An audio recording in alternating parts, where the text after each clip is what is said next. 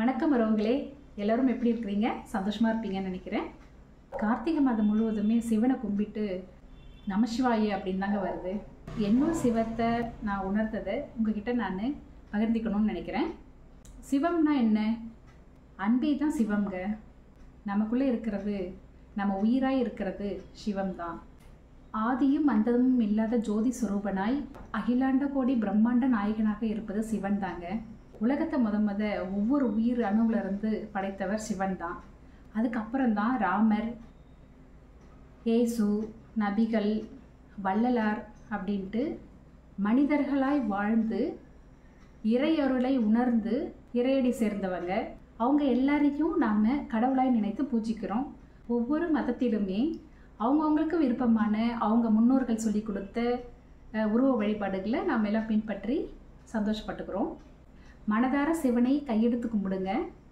எல்லோரும் உங்களை கையெடுத்து கும்பிடக்கூடிய நிலைக்கு உயர்த்துவாங்க. உண்மை உணர்ந்திடு. ஆமாங்க, இதுக்கு என்ன அர்த்தம்னா, உங்களுக்குள்ளார இருக்கிற சிவத்தை நீங்கள் உணரணும். உயிராய் இருப்பவன் சிவன்.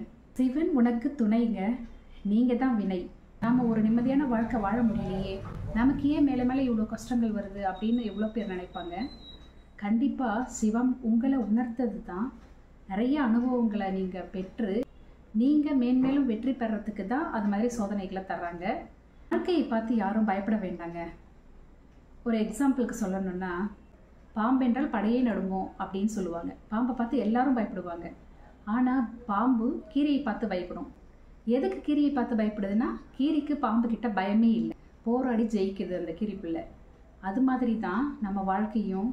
நம்ம எந்த தோல்வியும் கண்டு பயந்து ஓடாமல் தைரியமாக நம்மளால் முடியும் அப்படின்னு சொல்லிட்டு தன்னம்பிக்கையோட போராடி ஜெயிங்க. மற்றவங்க சொல் கேட்டு ஏமாறாதீங்க. உங்களை நம்பாமல் வீணாகாதீங்க.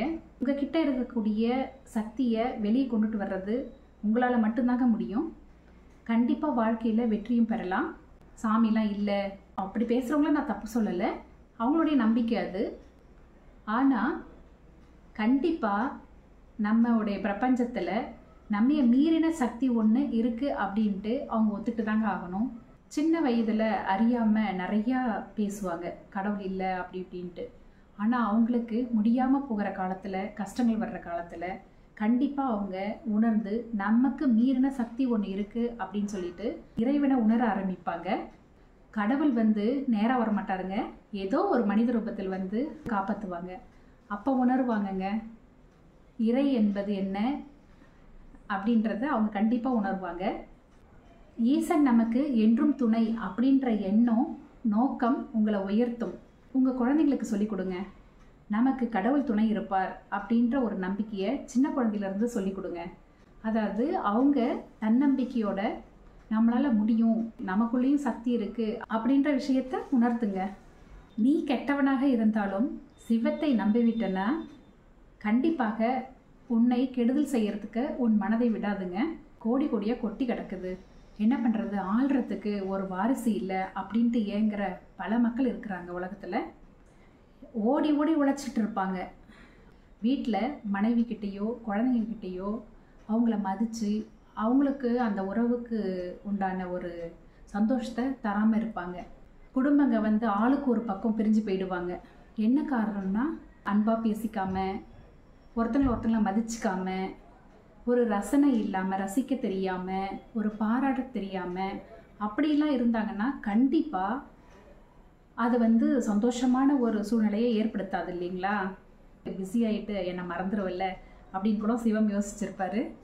என்னென்னா, ஒரு கஷ்டத்தை கொடுக்குறப்ப தான் நீங்கள் அதை பற்றிய சிந்தனையில், எவ்வளவு பெரிய ஆளாக இருந்தாலும் ஒரு கஷ்டம் வர்றப்ப தான் நீங்கள் மனதார அதை உள்வாங்கி அதை யோசித்து எதுக்காக இது வருது அப்படின்ட்டு வராமல் தடுக்கிறதுக்காக நீங்கள் கண்டிப்பாக உங்கள் மனைவி மக்களோட சந்தோஷமாக இருப்பீங்க.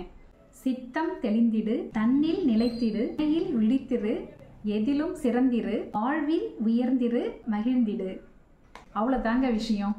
நம்ம வாழ்க்கையில் ரொம்ப சந்தோஷமாக இருக்கலாம். உங்களுக்குள்ளே இருக்கிற அன்பை, உங்களுக்குள்ளே இருக்கிற சிவத்தை நீங்கள் உணரணும். கண்டிப்பாக நீ என்னோடு இருக்கிறாய் என்று அறியாமல் இருக்கும் அறியாமையை அறிய செய்திடுவாய் ஈசா அப்படின்ட்டு மனதார நினைத்து சந்தோஷமாக இருங்க, சிரிச்சுக்கிட்டே இருங்க, சந்தோஷமாக இருங்க. நன்றி.